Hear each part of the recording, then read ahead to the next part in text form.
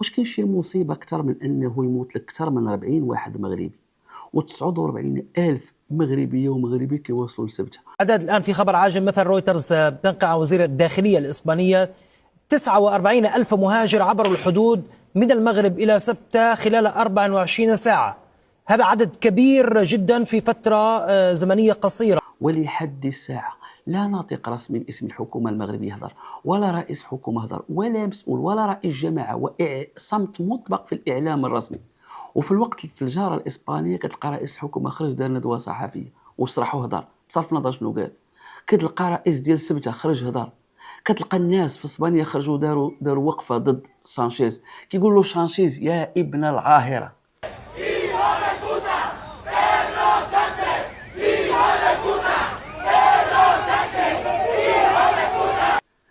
تصور هذه ماشي حرية التعبير، هذه قلة الحياة، هذه إهانة. ولكن مع ذلك حتى واحد ما داهم الحبس.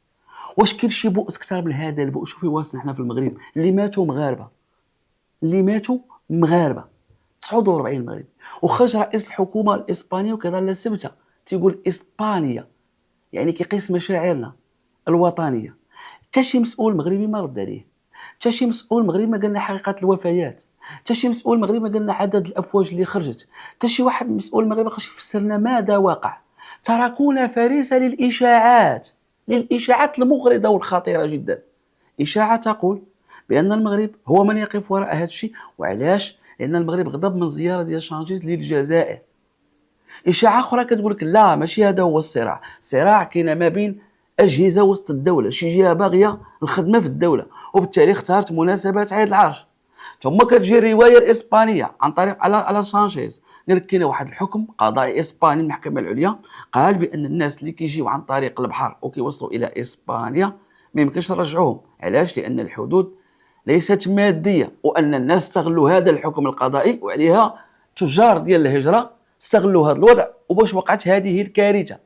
خرج لنا المسؤول ديال سبتة واتهم السلطات المغربية، قال لها انت اللي ورا هذا الشيء وانت السبب وكتبتزي اسبانيا وباغي تخلقي لنا المشاكل.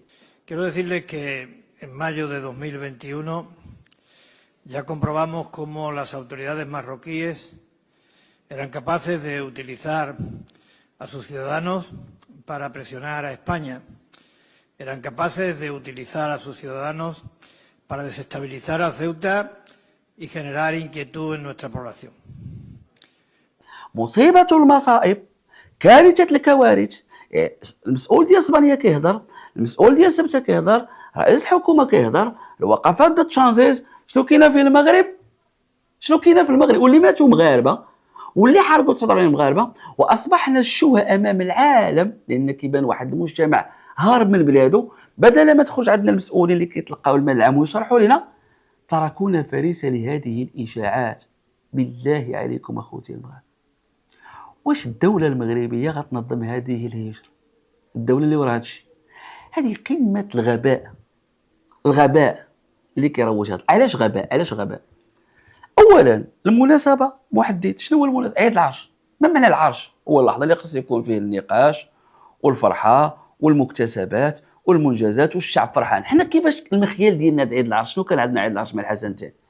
انا كنهضر على بلادي في المنطقه اللي كنت فيها. يوم عيد العرش كان عندنا هو بحال اعز يوم كان عندنا حنا في السنه كاطفال، هو عيد العرش.